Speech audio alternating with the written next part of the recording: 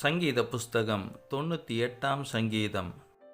கர்த்தருக்கு புதுப்பாட்டை பாடுங்கள், அவர் அதிசயங்களை செய்திருக்கிறார். அவருடைய வலது கரமும் அவருடைய பரிசுத்த புயமும் இரட்சிப்பை உண்டாக்கினது. கர்த்தர் தமது இரட்சிப்பை பிரஸ்தாபமாக்கி தமது நீதியை ஜாதிகளுடைய கண்களுக்கு முன்பாக விளங்க பண்ணினார். அவர் இஸ்ரவேல் குடும்பத்துக்காக தமது கிருபையையும் உண்மையையும் நினைவு கூர்ந்தார். பூமியின் எல்லைகள் எல்லாம் நமது தேவனுடைய இரட்சிப்பை கண்டது. பூமியின் குடிகளே, நீங்கள் எல்லாரும் கர்த்தரை நோக்கி ஆனந்தமாய் ஆர்ப்பரியுங்கள், முழக்கமிட்டு கெம்பீரமாய் பாடுங்கள்.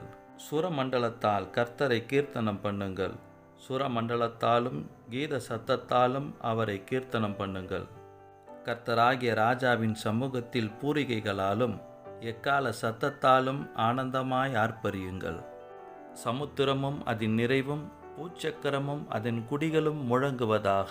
கர்த்தருக்கு முன்பாக ஆறுகள் கைகொட்டி பர்வதங்கள் ஏகமாய் கம்பீரித்து பாடக்கடவது. அவர் பூமியை நியாயந்தீர்க்க வருகிறார்.